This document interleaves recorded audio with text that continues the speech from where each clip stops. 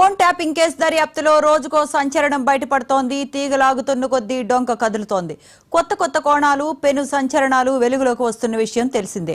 Phone tapping కేసులో భుజంగరావు, తిరుపతన్నను పోలీసులు arrest చేశారు.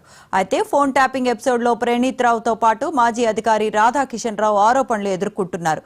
ఇన్నాళ్లు కనిపించకుండా పోయిన ఆయన నిన్న బంజారాహిల్స్ పిఎస్ కు వెళ్లారు.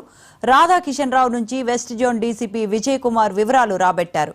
ఆయన నుంచి స్టేట్మెంట్ రికార్డ్ చేశారు. ప్రణీత్ రావుతో సంబంధాలు, ఎంతకాలంగా ఫోన్ ట్యాపింగ్ చేశారు, ఏ ప్రాంతాల్లో ట్యాపింగ్ కి పాల్పడ్డారు, ట్యాపింగ్ సమాచారాన్ని ఎవరికి పంపించారు అనే కోణంలో విచారించారు. ఇవాళ రాధాకిషన్ రావును కోర్టులో ప్రవేశపెట్టనున్నారు పోలీసులు.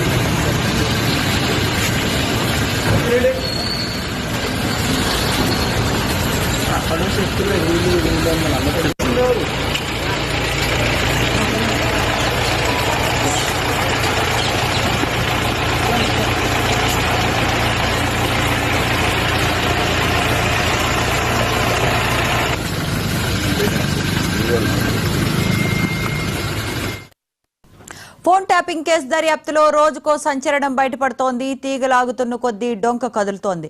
కొత్త కోణాలు, పెను సంచలనాలు వెలుగులోకి వస్తున్న విషయం తెలిసిందే. ఫోన్ ట్యాపింగ్ కేసులో భుజంగరావు, తిరుపతన్నను పోలీసులు అరెస్ట్ చేశారు. అయితే ఫోన్ ట్యాపింగ్ ఎపిసోడ్లో ప్రణీత్ రావుతో పాటు మాజీ అధికారి రాధాకిషన్ రావు ఆరోపణలు ఎదుర్కొంటున్నారు. ఇన్నాళ్లు కనిపించకుండా పోయిన ఆయన నిన్న బంజారాహిల్స్ పిఎస్ కు వెళ్లారు. రాధాకిషన్ రావు నుంచి west zone DCP Vijay Kumar వివరాలు రాబట్టారు. ఆయన నుంచి స్టేట్మెంట్ రికార్డ్ చేశారు. ప్రణీత్ రావుతో సంబంధాలు, ఎంతకాలంగా ఫోన్ ట్యాపింగ్ చేశారు, ఏ ప్రాంతాల్లో ట్యాపింగ్ కి పాల్పడ్డారు, ట్యాపింగ్ సమాచారాన్ని ఎవరికి పంపించారు అనే కోణంలో విచారించారు.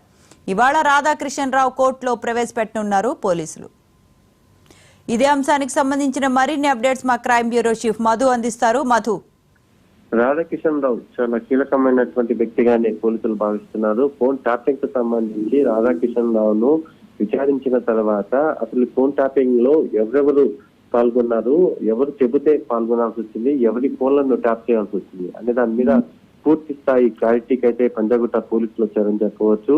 అయితే ఈ రోజు భుజంగరావు, తిరుపతయ్య వీళ్ళిద్దరిని కూడా పోలీసులు విచారించబోతున్నారు. ఇప్పటికే వీళ్ళిద్దరిని కూడా రిమాండ్ లో ఉన్నటువంటి వీళ్ళిద్దరిని కూడా కోర్టు అనుమతి ద్వారా తమ కస్టడీలోకి తీసుకోబోతున్నటువంటి పోలీసులు బంజారాహిల్స్ పోలీస్ స్టేషన్ లో వీళ్ళ ఇద్దరిని కూడా విచారించబోతున్నారు. అయితే ఈ కేసుకు సంబంధించి ప్రణీత్ రావు ఎవరైతే ఉన్నారో ప్రణీత్ రావు ఇచ్చినటువంటి స్టేట్మెంట్ ఆధారంగానే ఒక్కొక్క పోలీస్ అధికారిని కూడా నోటీసులు ఇవ్వడం, పిలిపించడం, అవసరం అనుకుంటే అరెస్ట్ చేయడం. సో ఇదే ప్రక్రియ కొనసాగుతుందని చెప్పవచ్చు. అయితే ఈ రోజు మార్నింగ్ వీళ్ళిద్దరిని కూడా భుజంగరావు, తిరుపతి ఇద్దరిని కూడా తమ కస్టడీలోకి తీసుకున్నటువంటి పోలీసులు విచారణ అయితే మొదలు పెట్టారు. వీరి తర్వాత నెక్స్ట్ కొంతమంది పొలిటికల్ లీడర్లకి నోటీసులు ఇవ్వడానికి అయితే సిద్ధమయ్యారని చెప్పవచ్చు.